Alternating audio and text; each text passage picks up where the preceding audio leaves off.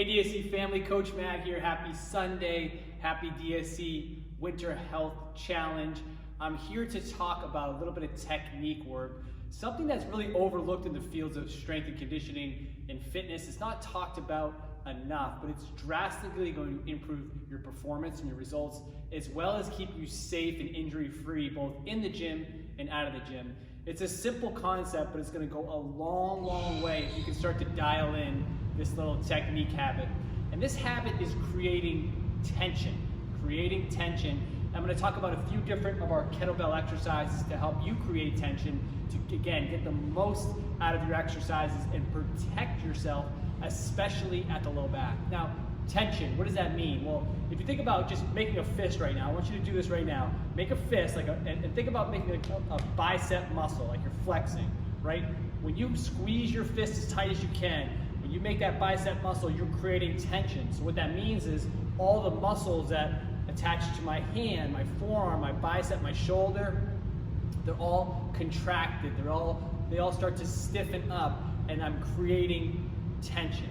Now, when I'm using my kettlebell, I want to do the same thing. Now, like I said earlier, the most important thing is creating tension in the right areas when you're holding your bell. And I'm going to take you through different scenarios of our goblet position, our rack position, and then our suitcase hold. Those are our most common kettlebell positions, but creating tension is most importantly going to keep you safe. So when I activate the right muscles, what it does is it secures my joints. So it puts my shoulder in a really safe, strong position where if I'm holding a weight, if I have a weight up here, I'm not stressing the joint. I'm stabilizing it in a really good position.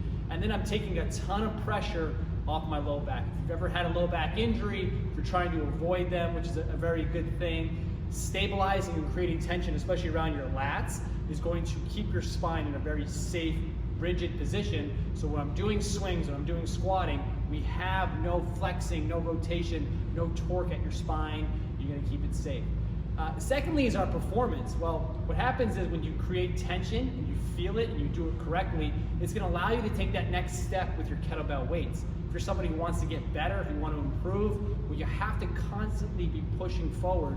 If you came in here for years and you use the same kettlebell weight, the same med ball weight over and over and over, well, you're going to start to flatline. That's not what we want. We want to keep pushing the envelope forward to keep improving our fitness, and creating tension is going to allow you to take that next step. Because when I don't create tension, it actually, as I'll show you, makes the weights feel a heck of a lot heavier than they really are, because I'm not using the right muscles to support the weight.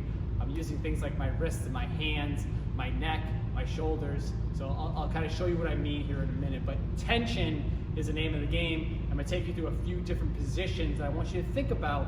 You got to be mindful of next time you're using your kettlebell.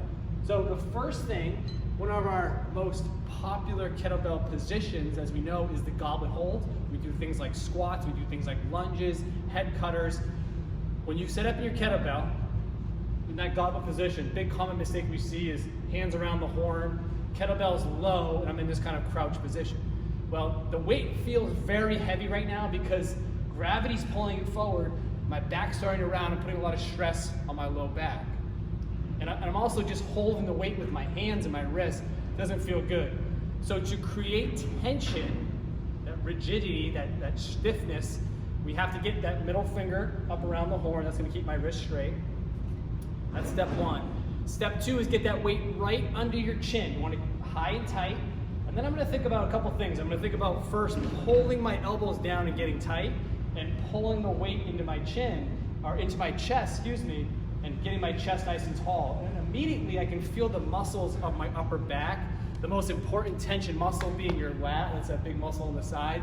Your lats are big, they're strong, they're powerful. They're so much stronger than your wrist or your neck muscles.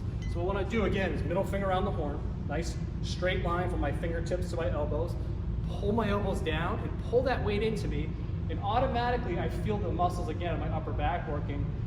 And again, that's going to stabilize your spine. That's going to allow me, now I'm just using my legs to support the weight, where a lot of us get into this kind of lazy position.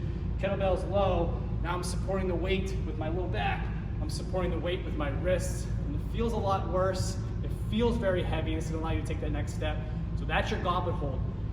Elbows down, pull the weight into you, get that chest nice and tall, stay nice and upright is going to allow you to use your legs, which are, again, a lot stronger than your arms are. Our second position is our racked hold. So whether we're doing single or double, it's the same thing. Get that bell up. I want that kettlebell really deep in my hand. That's going to keep my wrist straight, take stress off my wrist. And then from here, I want vertical forearm. So knuckles to the sky, straight line from my knuckles to my elbow. And again, a couple things I want to think about is I don't want the weight to just pull me out. Right? I don't want my elbow to flare out. I want to pull that weight into me. Get my chest up, get nice and rigid, pull my shoulders back and down, squeeze the weight tight. Now I'm in a nice strong position to press out of. I'm in a strong position, pull that weight in, get tall, get tight, to use my legs and to squat. So that's your rack hold. As you can see, a lot of this tension is coming through my upper back and my lats. Your lats attached to your shoulder, so it keeps your shoulder in a strong, safe position. Your lats attached to your rib cage, they attach to your spine. So when my lats are engaged, and what I mean by that is getting those shoulders back and down, getting nice and tight, I'm protecting my spine, keeping everything in a nice rigid position for me to do my exercises. Weights will feel lighter, you'll be a heck of a lot stronger. And I'm out of breath here. Our last position is our suitcase hold, right? So kettlebell's by my side. From here, I might be going into a single leg deadlift. I might be going into a lunge, whatever the case may be.